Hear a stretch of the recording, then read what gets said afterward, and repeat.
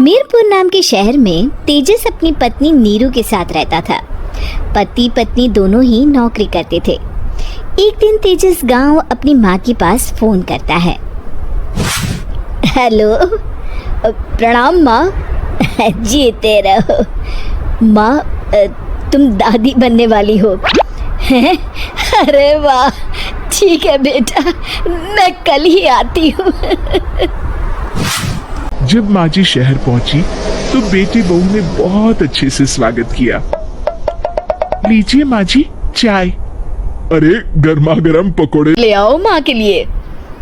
नीरू रसोई में गई और 2 मिनट में ही पकोड़े ले आई। जी ये लीजिए। बहू जादू से बनाए हैं क्या? अभी तो रसोई में गई थी। यम्मी। माँ जी, शीला रसोई में पकोड़े तल रही है, मैं बस लेकर आई। हे भगवान, मेरा धर्म भ्रष्ट कर दिया तूने। अब तो गंगा जल से शुद्धिकरण करना होगा। दूसरे दिन। माँ जी, मैंने नाश्ता बना दिया है, ऑफिस जा रही हूँ। पर अभी तो घर का सारा काम पड़ा है। शीला आती ही होगी, झाड़ू पोछा बर्तन कपड़े वो सब कर लेगी।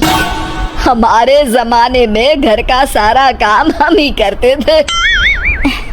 जी माँ जी, आप बहुत होशियार हैं, मैं घर ऑफिस दोनों नहीं संभाल पाती। तो जरूरत क्या है घर से बाहर जाकर चाकरी करने की? वैसे भी घर का काम खुद करने से घर में बरकत आती है, समझी? पर माँ जी। पर वर कुछ नहीं, इस महीने की पगार मिले फिर ऑफिस बंद है। हाँ। रात को नीरू तेजस से कहती है, सुनिए जी, माँ जी बोल रही थी कि मैं नौकरी छोड़ दूं। वैसे ठीक ही तो है, अभी तुम्हें आराम की जरूरत है। फिर भी आराम कहाँ, शीला को छुड़ाने के लिए बोल रही थी। तो अब 24 घंटे में इतना काम तो कर ही सकती हो। पर जॉब पसंद है मुझे, घर पर मन नहीं लगेगा। अगले दिन जब दोनों ऑफिस के लिए निकल रहे थे, मेरी तो कोई कीमत ही नहीं है इस घर में। माँ जी, आजकल महंगाई बहुत है, रहन सहन भी बदल गया है। दोनों नौकरी करते हैं तभी ठीक रहता है।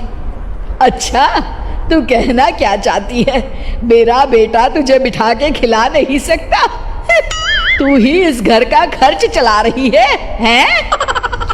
नहीं माँ जी, मेरा वो मतलब नहीं था। मतलब खूब समझती हूँ, ये बाल धूप में सफेद नहीं किए मैंने। हाँ। अब तो ये रोज का काम हो गया था। तेजस भी रोज की झिकझिक से परेशान हो गया था। एक दिन उसने कहा, नीरू, वैसे भी तुम्हें मैटरनिटी लीव मिलने वाली है, तो अभी से ही छुट्टी ले लो।